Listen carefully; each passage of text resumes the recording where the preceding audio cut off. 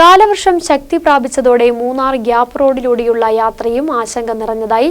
ശക്തമായ മഴ തുടരുന്ന സാഹചര്യത്തിൽ ഗ്യാപ്പ് റോഡിലൂടെയുള്ള യാത്രയ്ക്ക് ജില്ലാ ഭരണകൂടം നിയന്ത്രണം ഏർപ്പെടുത്തിയിട്ടുണ്ട്.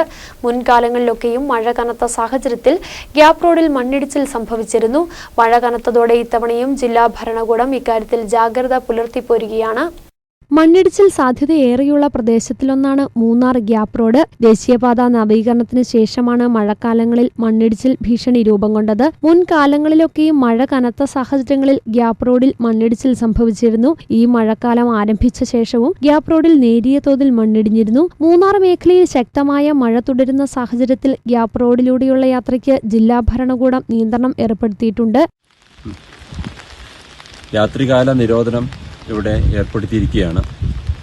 ടൂറിസ്റ്റുകൾ നിരവധി വന്നുപോകുന്ന പ്രദേശം എന്നുള്ള നിലയ്ക്ക് ഇവിടെ ഫോട്ടോഗ്രാഫ്സ് മറ്റും എടുക്കുന്നതിന് വേണ്ടിയിട്ട് ഗസ്റ്റുകൾ പാറക്കെട്ടിന് താഴെ നിർത്തുകയും ഫോട്ടോ എടുക്കുകയൊക്കെ ചെയ്യുന്നത് അപകട സാധ്യത വർദ്ധിപ്പിക്കുവാൻ സാധ്യതയുണ്ട്. അതുപോലെ തന്നെ ഈ റോഡ് നിരന്തരം ഉപയോഗിക്കുന്ന സൂര്യനെല്ലി പോലുള്ള പ്രദേശത്തുള്ളവർക്ക് ആശുപത്രി സൗകര്യവും മറ്റും പോകേണ്ടത് ഈ വഴിക്കാണ്. അതുകൊണ്ട് തന്നെ പൂർണ്ണമായും അടച്ചിടുക സാധ്യമല്ല. എങ്കിലും മണ്ണിടിച്ചിലും മറ്റും രാത്രികാലങ്ങളിൽ ഉണ്ടാകാൻ സാധ്യതയുള്ളതുകൊണ്ട് അപകട സാധ്യത ഒഴിവാക്കുന്നതിന് വേണ്ടി രാത്രികാല നിരോധനം തുടരുന്നത് തന്നെയാണ് നല്ലത്. 2017 ദേശീയപാത നിർമ്മാണം ആരംഭിച്ച ശേഷം ഇതുവരെ ചെറുതും വലുതുമായ 6 മലയിടിച്ചിലുകളാണ് ഗ്യാപ്പ് റോഡിൽ സംഭവിച്ചിട്ടുള്ളത്.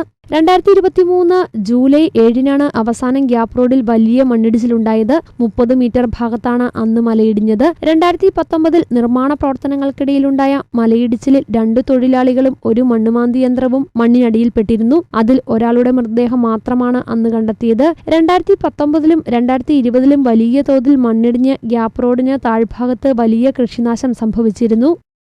News bureau, Munnar.